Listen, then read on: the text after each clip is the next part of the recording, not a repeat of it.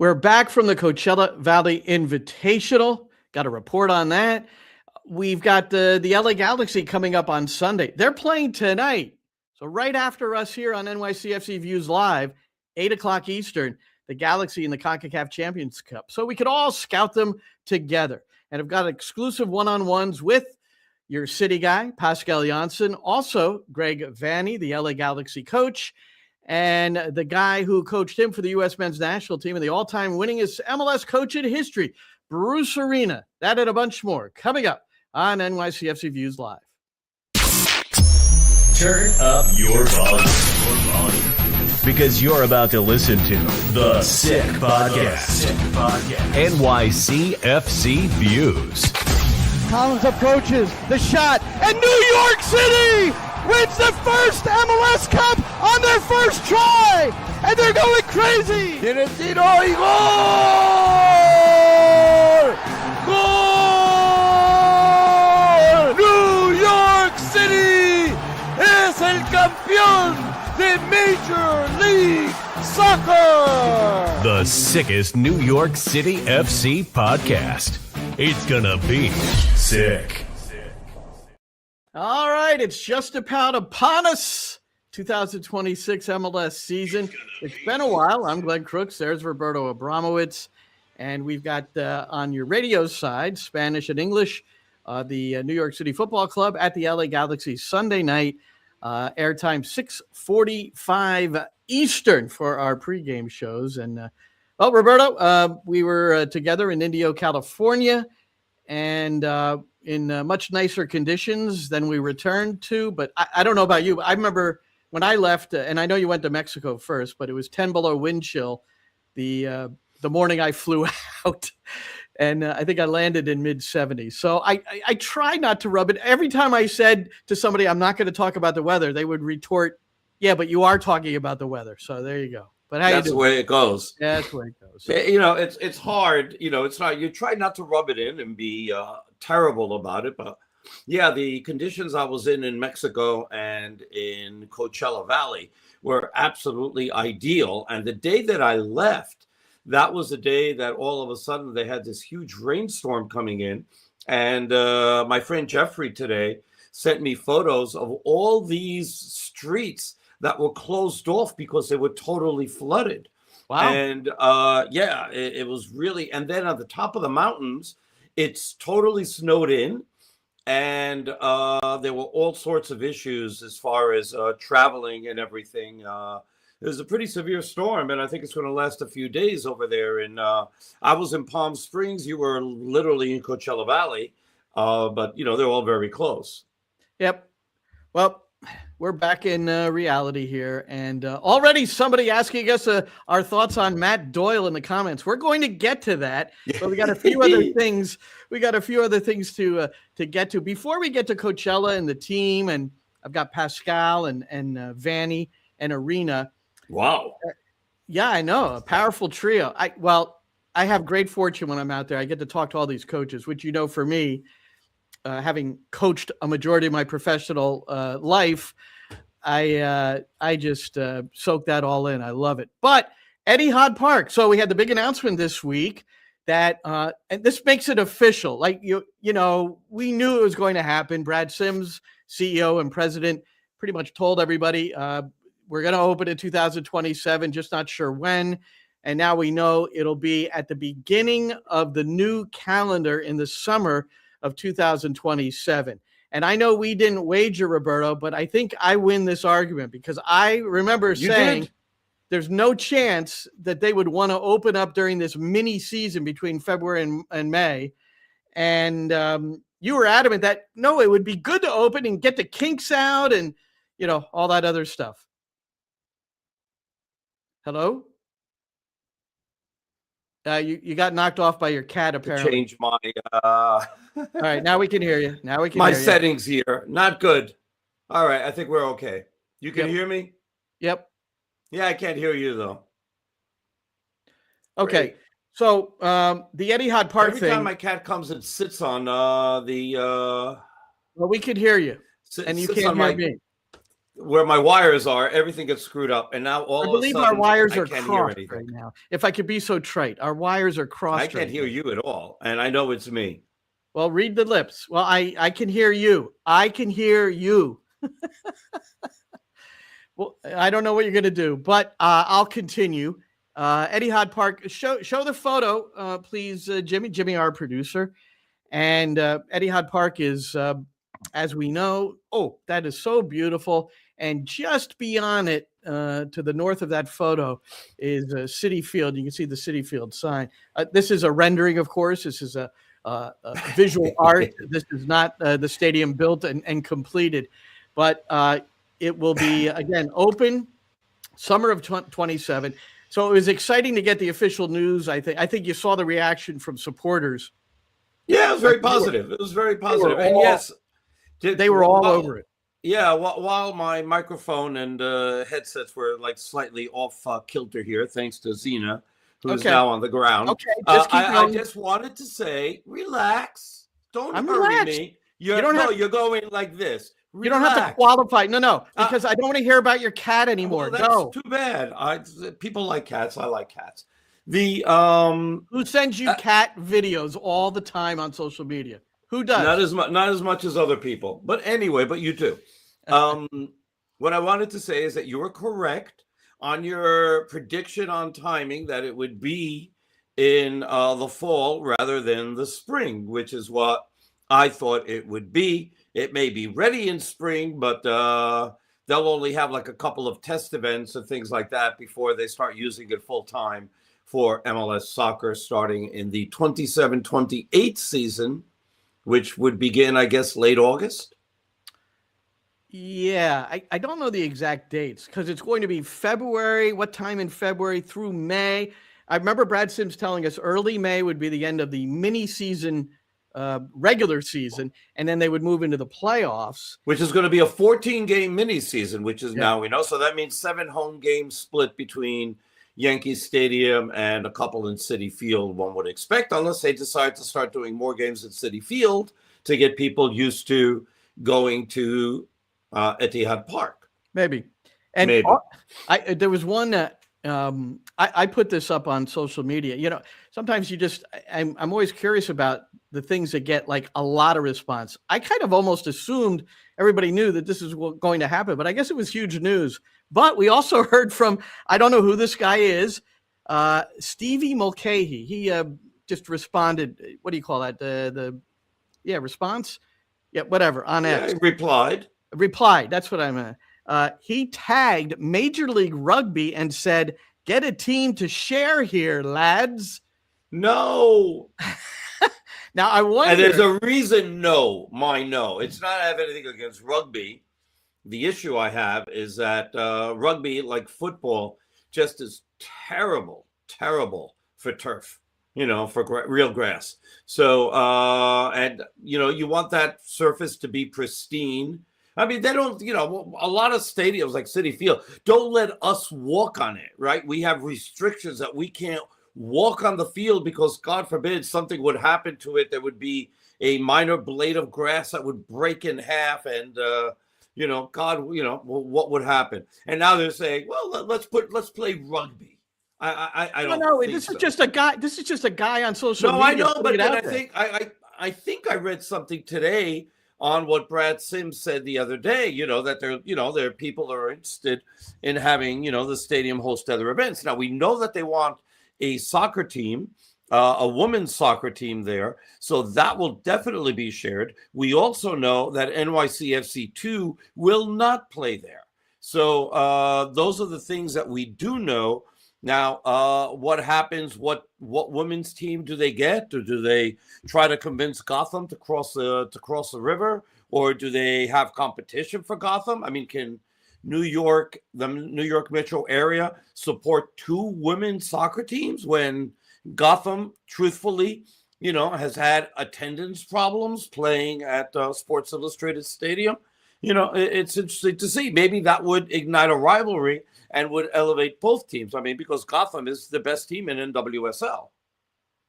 As a rugby aside, by the way, Red Bull Arena, which is now Sports Illustrated Stadium, back when it was constructed, well before New York City was born, New York City FC, I toured the facility with my assistant at Rutgers while it was being built, and they had rugby goal post inserts because the plan was for rugby to be able to be played there. Now, it has been played, but not many games. I think some international games have been played there. Yeah. So that's the kind of thing where maybe you consider that. We know they're going to consider concerts in the off season. Yeah. That's going to be a consideration.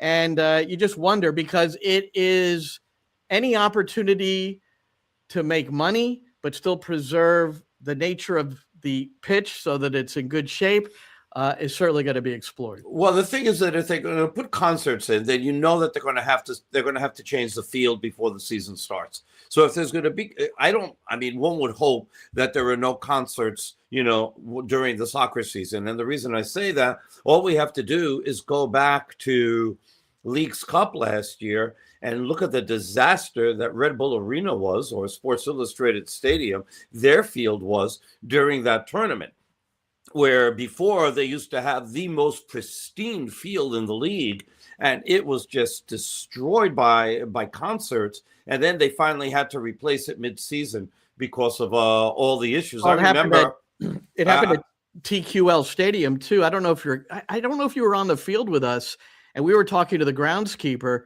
and he said, "Yeah, we just this is like mid-season," and he said, "Yeah, we just put down a whole new turf." I said, "Wow, mid-season? That's crazy." I was there. He said, "Well, Bad Bunny was here a week ago." So Bad Bunny making the news again. Yes. Yeah. And so, when you do concerts, right, then you have to weigh, obviously it must make money for them, that whatever money that they're renting the stadium out is going to actually pay for a new field at some point, because the fields, that really, unless it's a turf field, there's really no way to protect it. Or unless it's a field like you have in State Farm Stadium out in Arizona, where you can slide the field out, or you can do what they have in Tottenham Stadium or Real Madrid Stadium, where the fields can go literally underneath, and you can put either a platform there or a artificial turf field, and then you can do whatever you want and put seating on it because nobody cares. So, that will rebound fine. But real grass does not rebound after concerts. It just doesn't. And so we'll have to see, how they decide on doing that.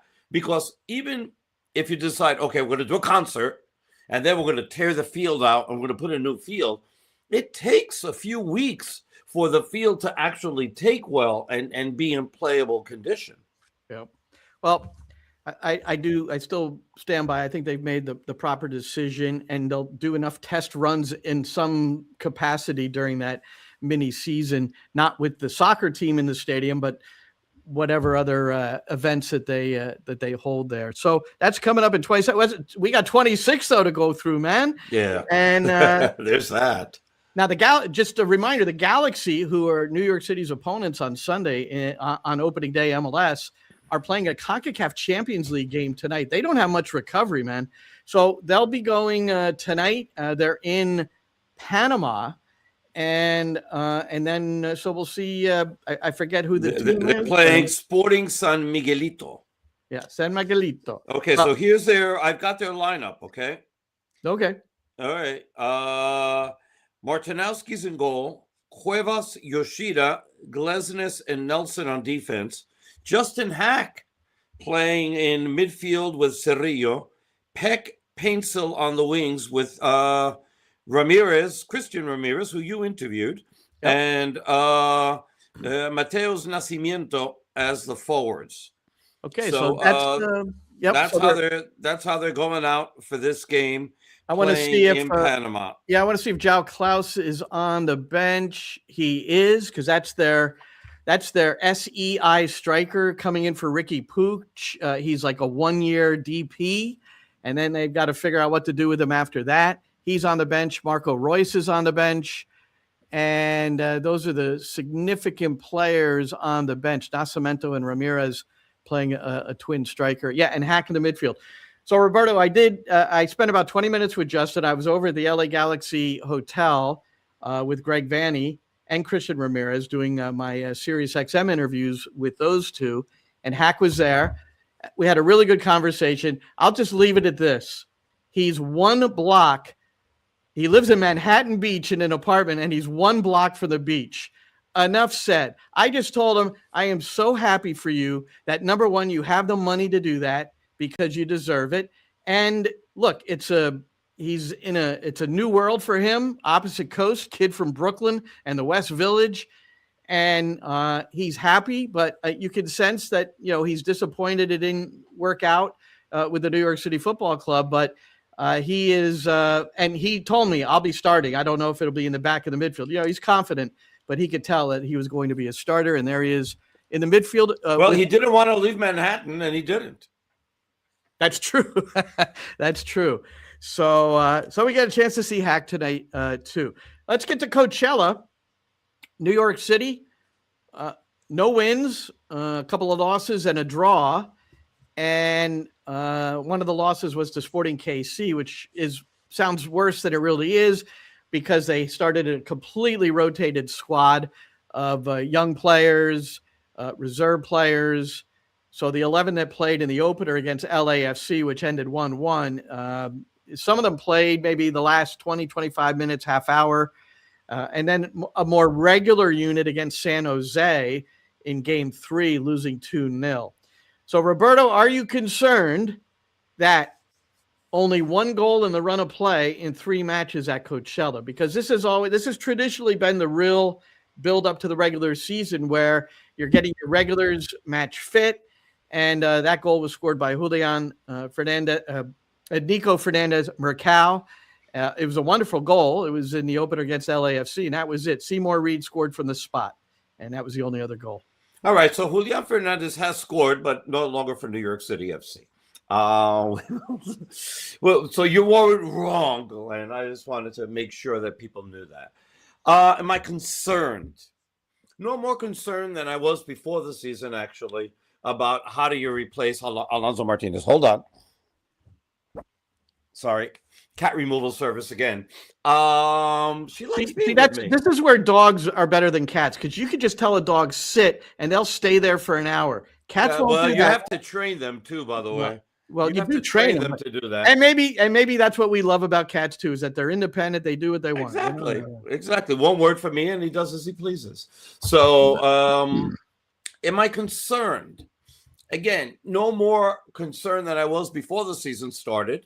And the fact that they don't have anybody to replace Alonso Martínez. I expect that they're going to put Nicolás Fernández Mercado at the 9. You're going to see Ojeda on one side, Wolf on the other, and Maxi at the 10. I think that the one thing that they do add that they didn't have at the end of last season is Keaton Parks. And Keaton Parks, I think, helps the attack considerably. But the fact of the matter is that even with all of that, they're going to create less chances than with Alonso there, and they better be freaking clinical. Yep, because if not, it's going to be, they're going to have to live on 1-0 margins, if that. Well, that's very clear as well, and I concur. I'm going to play this. This is 3 minutes long, but I do want to share it because I'm not sure if everybody's seen it, and then I want to talk about it afterwards. The big question while I was out at Coachella, and then you joined later, but it came up right away. Where's Tylis? Is he there?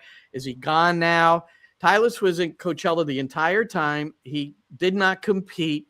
He suffered a knock. I don't have specifics on that. The only thing that I can tell you is that the general consensus, from what I could gather, is that it's not considered serious, but it was serious enough to not risk him at Coachella. So his chances of either starting, I think the biggest question for Sunday is he available? And there's I would imagine a decent chance that the club is still trying to peddle him. But Pascal Janssen has looked at it quite the other way. And I want to play this and then get your reaction, Roberto. So this is from I spent about 30 minutes or so with Pascal. It'll run on Sirius XMFC. It's already run on Sirius XMFC, so it's on the app if you're a subscriber. And just a wonderful interview. And I want to go over some of the other pieces of it really quickly so people get an idea. But this one is about Tylus Magno back in New York City FC from his loan with the Corinthians. And here's Pascal. Tylus is a very happy guy. He's Brazilian, so he's always walking around with a big smile on his face. He loves the game. I don't know him too well yet because we've only been working together for now, 4, maybe 5 weeks. But he comes across as a very happy person, very determined to be successful also.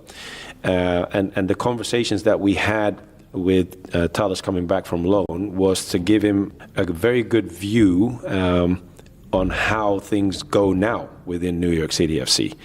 I wasn't part of the process when he was here before. Right. So we had a couple of conversations with this as one of the topics, and just laid it out on the table to see if he could recognize some areas where he could improve us as a team with his qualities and with his personality, because that is one of the starting points to even come and join our locker room, is you have to be able to add something to it and makes us better than we were before, and not just take energy or just be there for being around. When you are part of it, you commit yourself and you make sure you add something extra in order to make us better. Players love hearing that too, what they can add. So did he respond what he could add? Yeah, he did. He did, and he was very specific about it as well. Obviously, you know how it works nowadays. Players speak to each other constantly, so he was still in contact with several guys in the locker room. He was, to be fair, in the beginning, he wasn't really keen on coming back to New York based on the fact that he was on loan already for quite a while. You could assume that he was planning to do something else. But I was very curious about Tylus also, and we wanted to give him the maximum opportunity to see if he could fit back into what we believe is right within New York City FC. So it's intriguing because you're still maybe without the number 9 that you want, if that's something that's still being looked at closely. Where do you see his ability to initially, maybe without an additional number 9, to contribute to the program?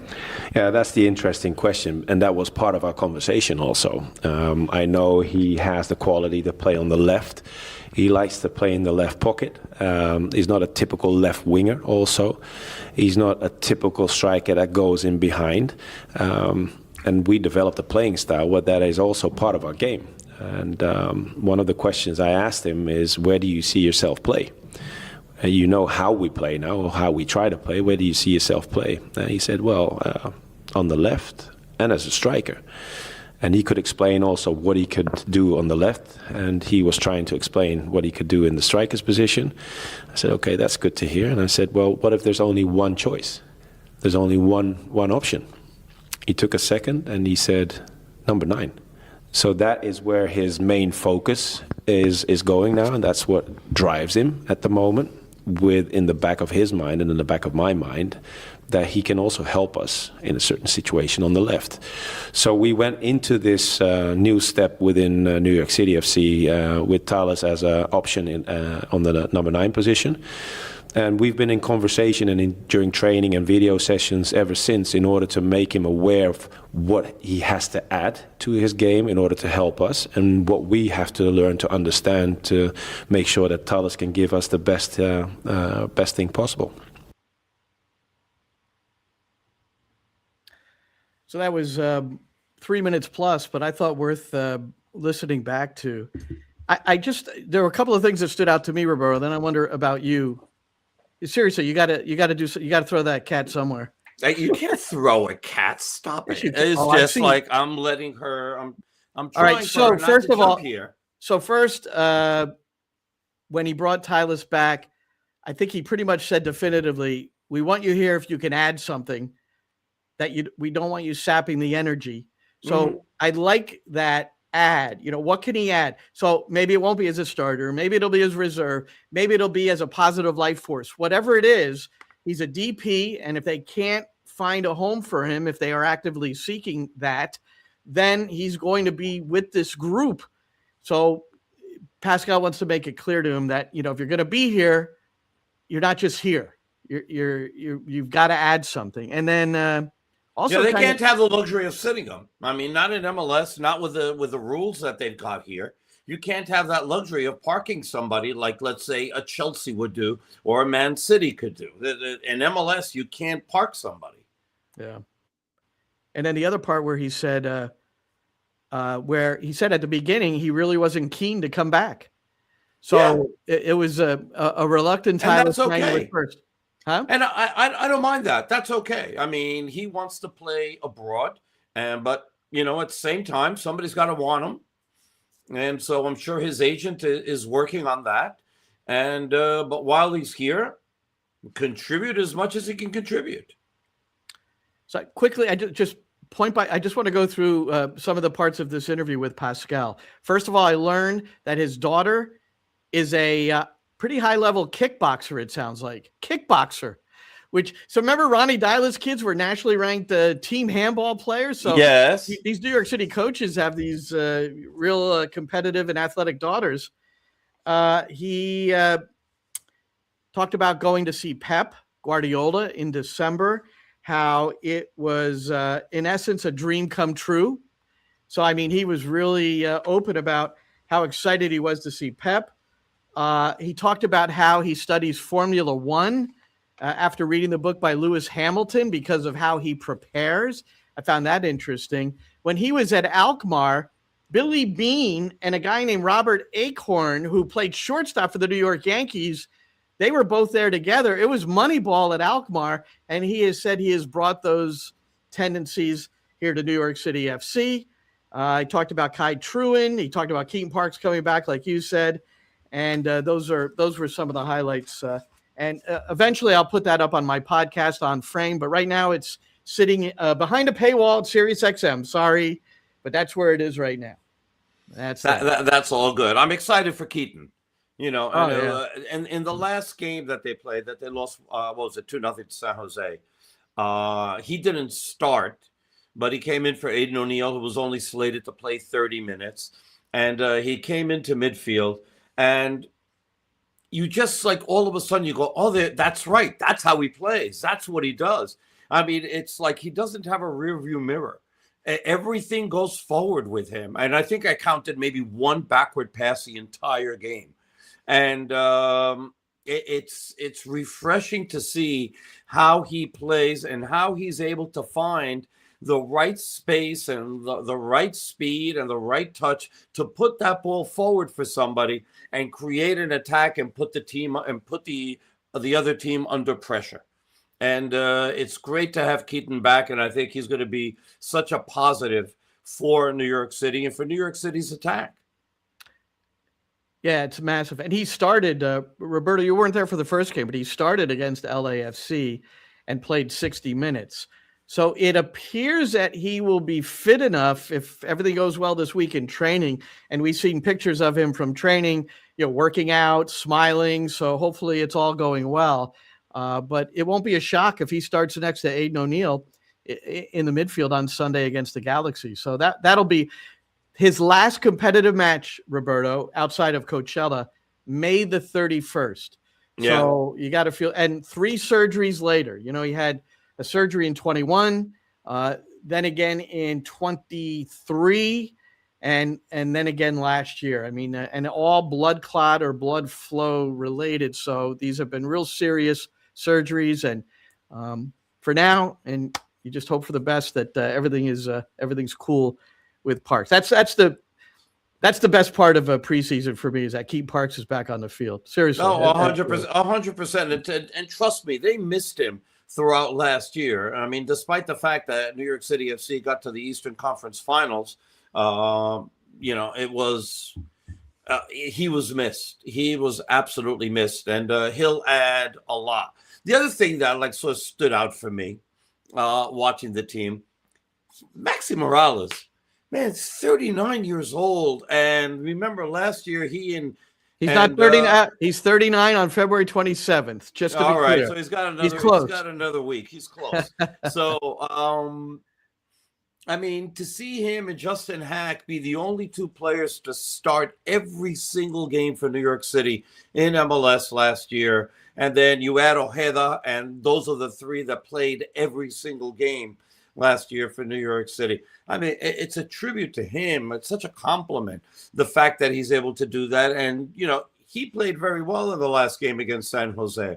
And I'm excited for him, too. I mean, what we did see in that game and what is worrisome a little bit is aside from about a 5-minute spell from around the 50th minute to the 55th minute where they created 4 really good chances, and you're like, okay, they're close to tying the game. You taking notes, Roberto? Good job, man. Go ahead. Thank you very much. They were mental. I didn't bring anything aside from my phone, but I was paying attention, Glenn. I just want you to know.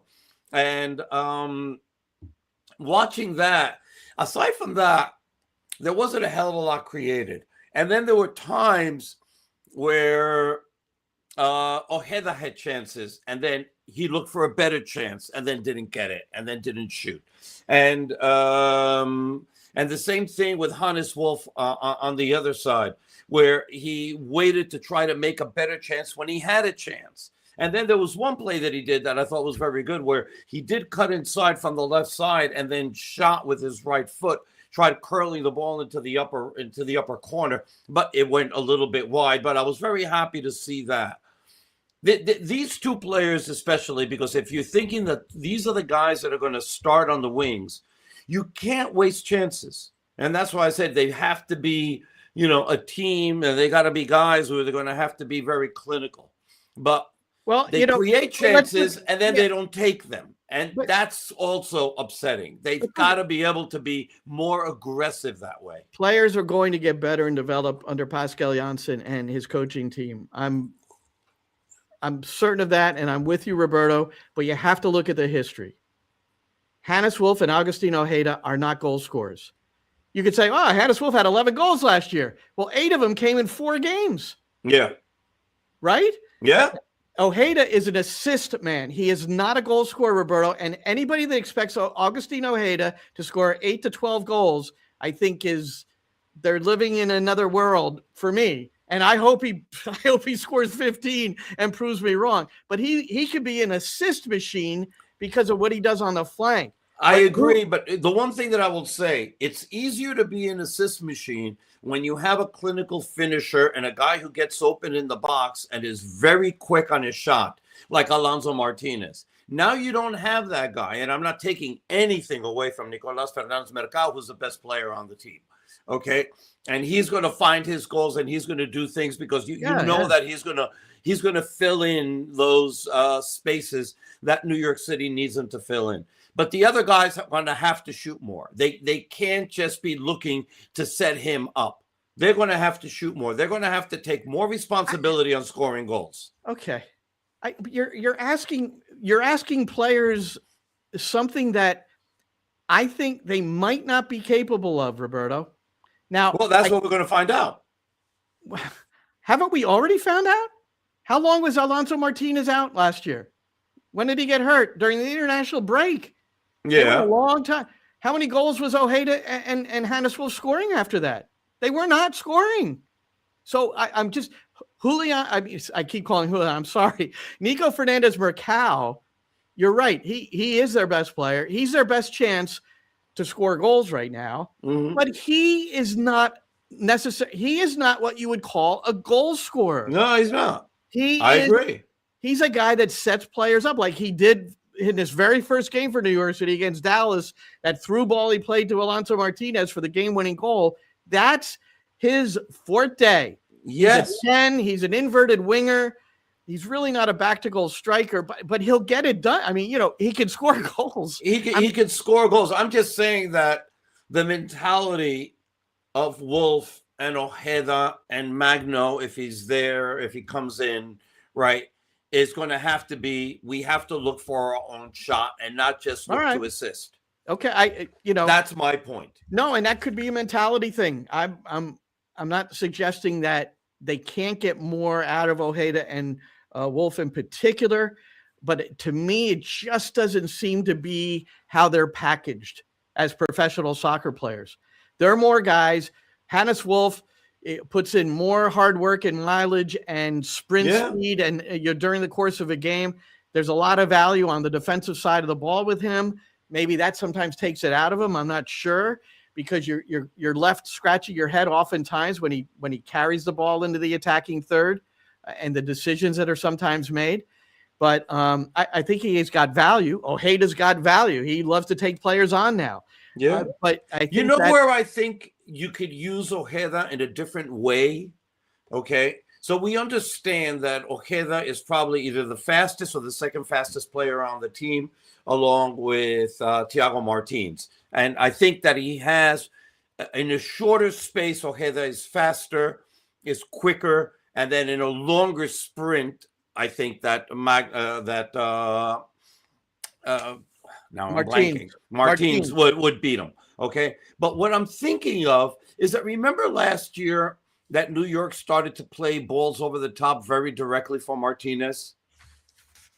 And so what happens if you have a situation where you allow Nicolás Fernández Mercado to sit back a little bit or go wide, and you send Ojeda down the middle on a long ball, and you have, like guys like Gustavo or Morales or even Mercado look for him with long balls, because he'll stretch a defense. Yeah. There's no doubt that they'll stretch. And if anybody's going to be playing high against New York City, I wouldn't mind that.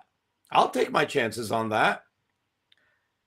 Yeah, and he's probably the only player, Fernández Mercado, he could cover some space quickly, but as far as stretching a defense, Ojeda is probably, are we forgetting anybody here? But I think Ojeda is the lone player that can really get it done. Yeah, having him play along the last line. Roberto, look, back in the day when I was coaching on the collegiate level, oftentimes I would put the player with the most pace, I'd run that player up the middle to run the channels just to and then maybe back to the wing or back into the midfield where they were at the start, just to stretch them out a little bit and create some spaces underneath. So, I never, if you're not going to play, because Fernández Mercado is not a back to the goal player, although he's working on it. You could tell his first time delivery with his back to goal, you could see is better. So look, these guys could all get better.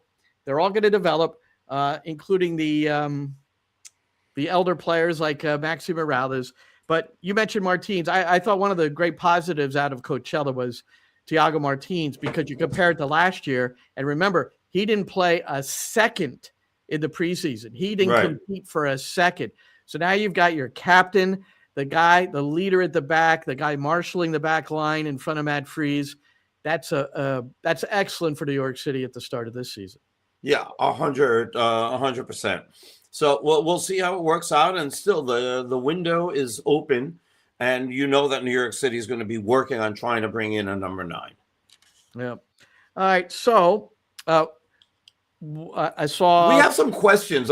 Can we address some of the questions that are here, because I think it'd be a little bit fun to do that and bring everybody in. So let's see, Blue City Radio. Go listen to their podcast and follow them. They're fantastic. Let's go there. Talking about Thales. So it reads, after hearing Jansen's comments about Thales, there it is. Yeah, it is. I'd be intrigued to see Thales and to see Thales and Nico play the wings. That would create challenges for opposing defenses. Yeah, I mean, that's good. Who's at striker, though? That's the who's playing up the middle. You got number 99. There's your issue right there. And will Thales, when he gets healthy, will he be placed in the 9? So the only thing we know is that against Austin in a preseason scrimmage at Austin, Thales started at the 9, and he was involved in both goals in a 2-0 win over Brad Stuver and Austin SC. Oh, I saw another former, just very quickly, another former New York City keeper, Sean Johnson. I sat down and interviewed him.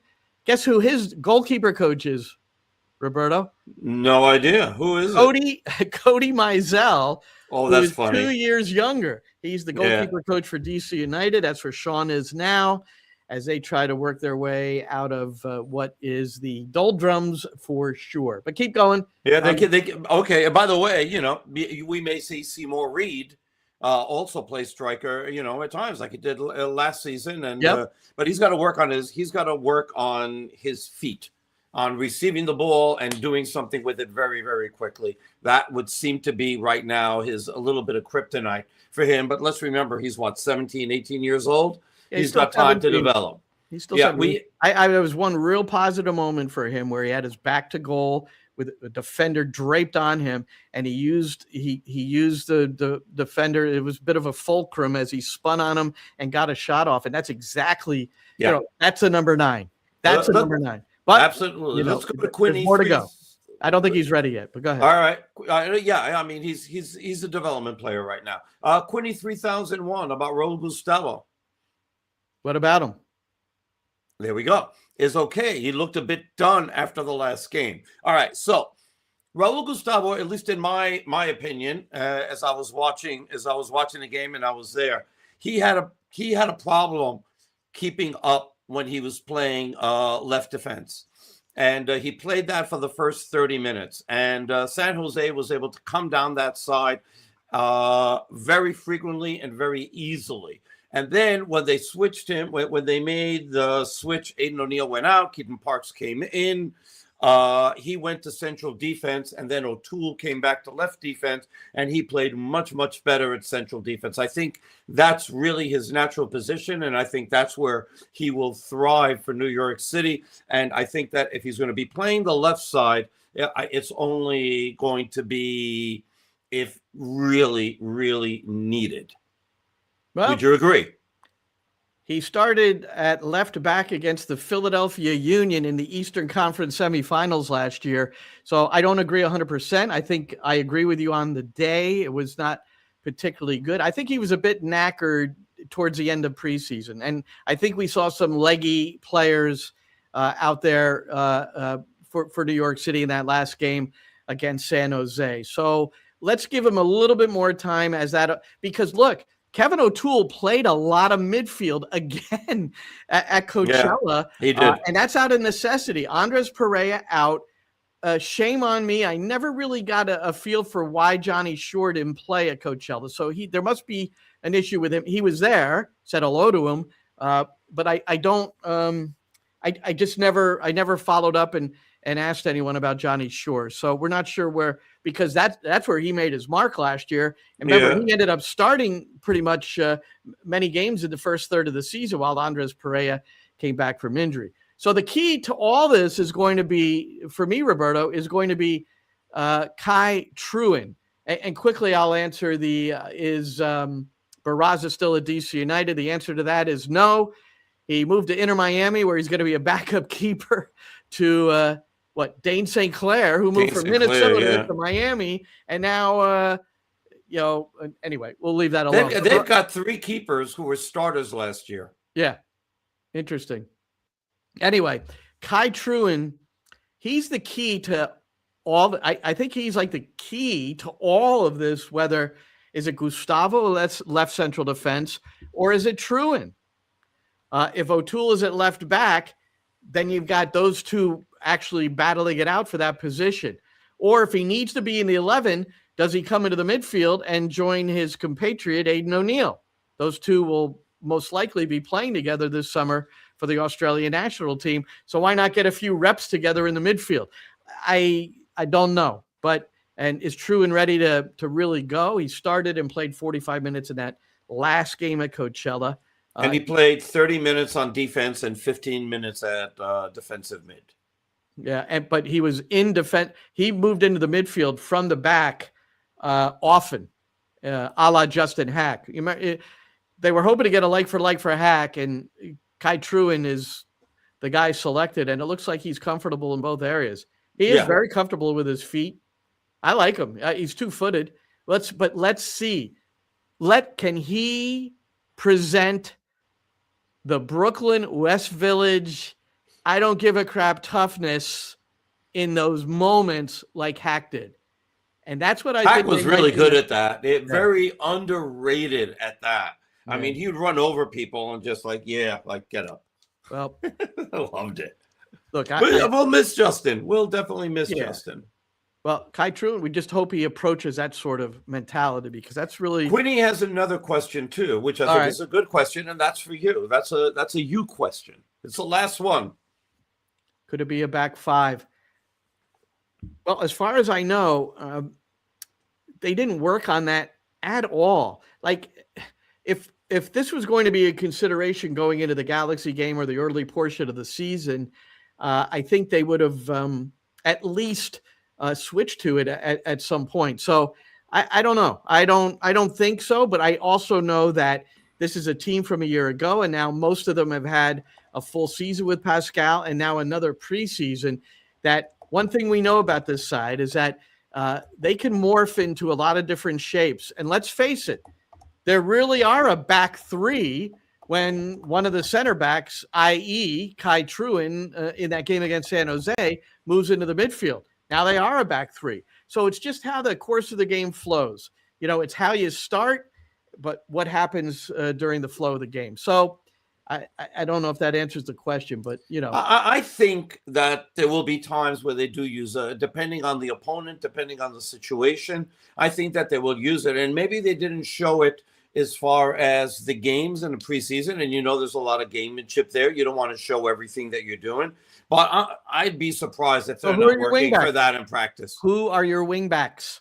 Go. You can use you can play with O'Toole as a wing back along with Tavon Gray.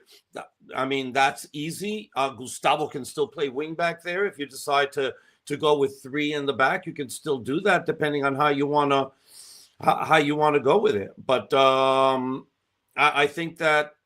Who else is there? Tavon Gray's not a wing back, by the way. If they play three at the back, he's going to be one of the three. But go ahead.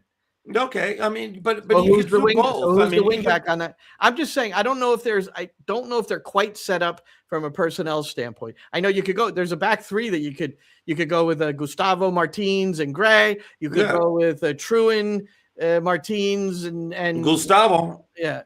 Right, and so like you have options, and I'm not saying that they're set up to play this regularly, but I think that there's going to be times where he'll find it either to be a useful strategy or a necessity, depending on what the score is and who the opponent is, that they've got the players that they can actually do it. Well, we know that one of my questions, by the way, for Pascal in the pregame show, and I'll be recording that tomorrow, Friday, because I saw a pretty significant article about Arsenal, how they've in their last two Premier League matches, they had a 2-goal advantage in one of them and a single goal advantage near the tail end of the game. And they went into this kind of shell and trying to kill the game, you know, walking real slow, walking from one side of the field to the other, you know, all these different tactics. And it completely took them out of the flow of how they were playing.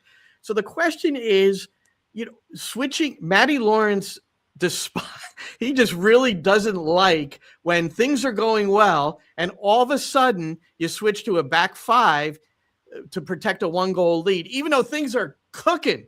Everything's fine. Yeah. And, you know, that's sometimes, and we've seen it go both ways. We've seen it work and we've seen it disrupt. So I don't know. I don't always New York City at the end of the last year, from the mid-season towards the end of last year, did a really good job of protecting leads. They struggled with that at the beginning of the season, and the second half of the season, they locked it down. I can't remember a game right now, and maybe some of the people in the comments can remind me if I'm missing something. What game did they blow at the end? I can't remember any. Pascal Janssen made very few mistakes last year in terms of managing a game. Nothing comes to mind immediately. He had a very good year making decisions just like that. I want to get to Greg Vanney here. The Galaxy are the opponent. The Galaxy are playing tonight, so we're all going to scout that tonight, starting at about 11 or 12 minutes as they're playing in the CONCACAF Champions Cup. But this is look at the last 3 years for Greg Vanney. I mean, 2023 was nightmarish. Then you go into 2024, you win MLS Cup. And then in 2025, you're winless in your first 16 games. That's never happened. What a dubious mark. And then they end up, not being able to recover and in time to make the playoffs. I mean, they were never involved in playoff consideration. And they lost Richie Pooch again. And Yep. So that's horrific. So I sat with him, and this is interesting because it was he talks about the 12th game of the season. They haven't won a game yet, and it was against the Red Bulls. And even though you'll hear him say it wasn't panic, it just kind of felt like that. But here is Vanny in regard to last year. So what we did all through the process and through this and all during the season, good or bad, we stayed committed to the process. Here's what we're doing well. Here's what we're not doing well. Here's how we need to improve upon it. Some of this is going to include guys coming back from injury because in MLS it just so happens that, when you're missing a DP or somebody, usually the guy that replaces him doesn't have the same level as the guy who's coming back. And so some of this was we need to get healthy to get to some of the things we really want to do, but we're not going to change who we are. So I felt like we never panicked as much as we could have and would have liked to panic.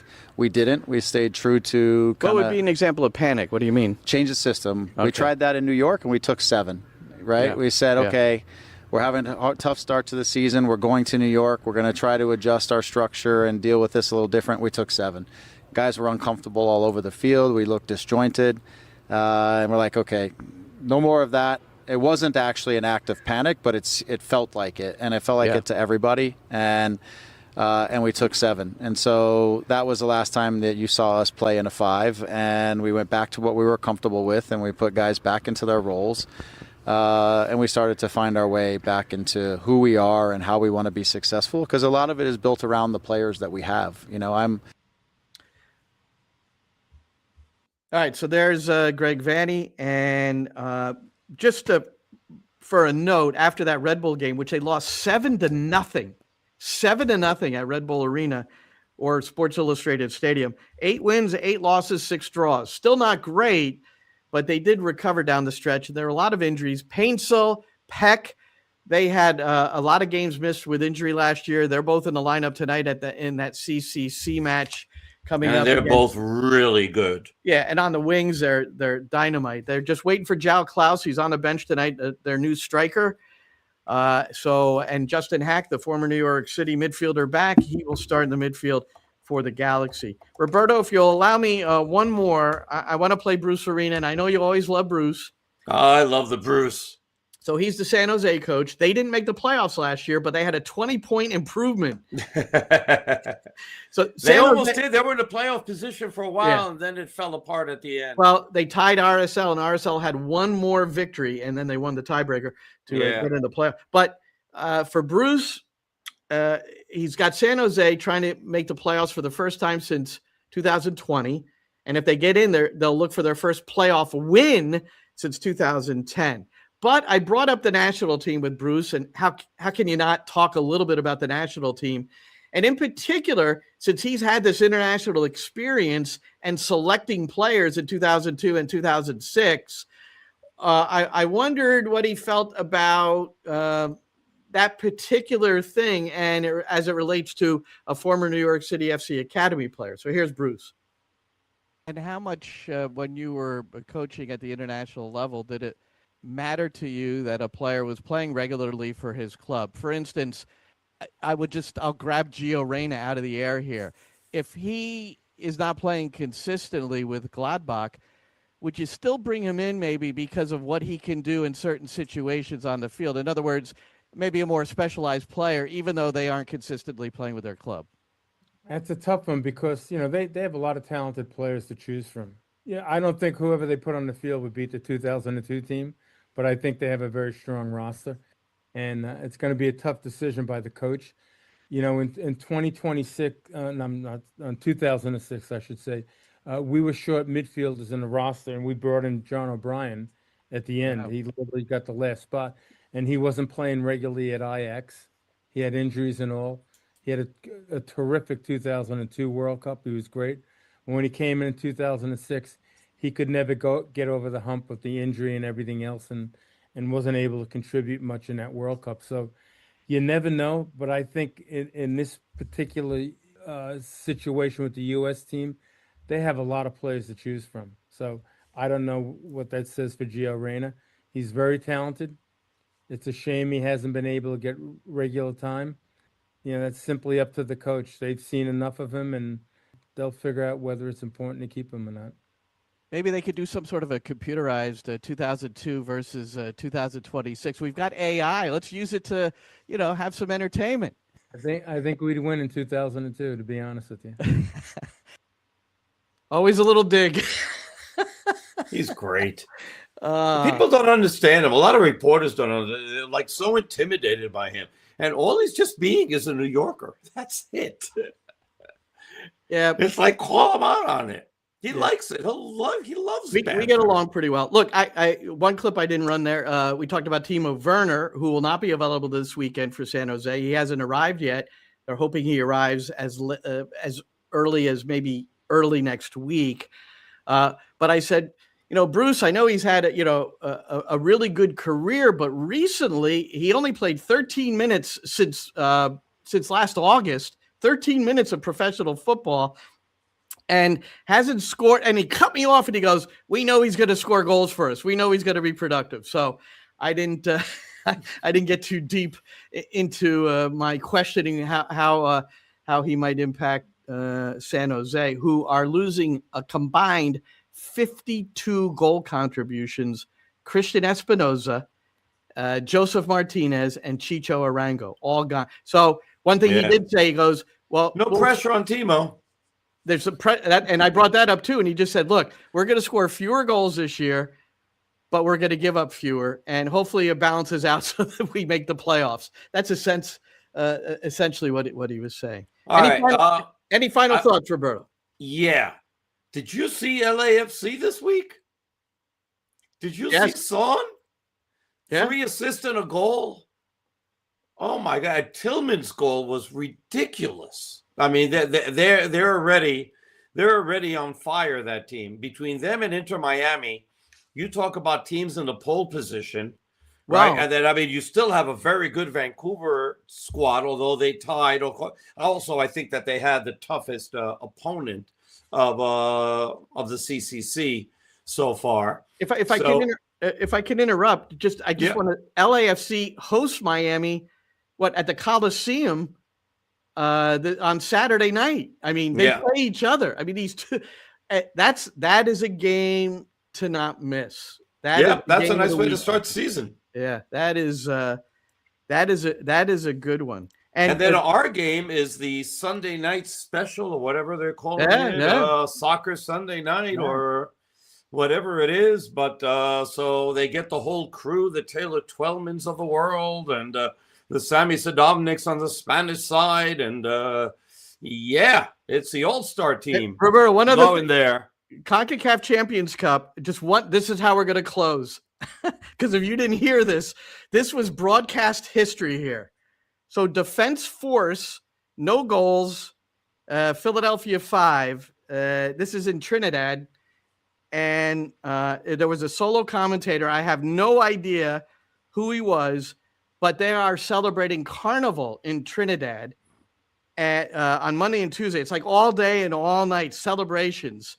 So here is the commentator. This is just a really short clip. So listen closely as it is in regard to Carnival and Trinidad. Celebrated by the government or work, but everyone is expected to travel to church and get their blessings after 2 days of absolute fornication. Now, Defense Force, who represents this island, are going to have to come out with their very best to try to compete today. So maybe that was part of their issue. I couldn't believe it. So two things came to mind. I just read a story about 2 days ago. I don't know if you saw this, Roberto. They ran out of condoms in the Olympic Village in Milan. Now, first of all, I didn't know that the athletes went crazy like that, during competition, because then I thought further. I don't know if you remember Miggy Herrera, when he was coach of the Mexico national team before the 2014 World Cup, banned his players from having sex for that month. Now, I don't know how he completely, what kind of curfew, how he monitored all that. But well, I guess what winds up happening is that you don't let, you're not allowing the players see family. yes, Or chastity belts. I mean, I don't know. I don't know what they do. Are there male chastity belts? I guess. I'm not sure. What about the Olympic Village running out of condoms? I thought that was pretty intriguing to me. And well, that's how we're going to end it. So Sunday night, 6:00 Eastern, Matty Lawrence and I will be back with NYCFC pregame live. So we'll have all kinds of stuff for you. And then Roberto on the Spanish side, myself on the English side with Matty, Roberto with Ariel, 6:45 Eastern for the pregame show. And then kickoff is, I haven't figured it out. 7:10. Is it? It's 7:10. It's not 7:12? I don't know if they took away the 2 minutes. According to Esteban, it was 7:10. Okay, we'll go with 7:10. And we have the referee, by the way. We have the referee for the match. I sent it today. And we get a veteran for Victor Rivas in his 125th game. Awesome. Is our referee. So there we go. Let me see what New York record is with Rivas. All right, we got to go. 3 wins, 1 tie, and 3 losses in games that he's officiated. Meanwhile, LA, the Galaxy, have 6 wins, 4 ties, and 3 losses when he's a referee. Okay, very good. I don't know about that stuff sometimes, but it's always interesting to look at, and I appreciate you sharing it, Roberto. That's Roberto Abramowitz, everybody. Spanish side, New York City FC Radio. My name is Glenn Crooks. Thanks to our producer, Jimmy. Sick Podcast, NYCFC Views Live. Have a great night, everybody, and we hope to be talking to you on Sunday. And that's a wrap. Hope you don't miss us too much until next time. Follow the Sick Podcast NYCFC Views on YouTube, Instagram, Facebook, Google Play, and Apple Podcasts.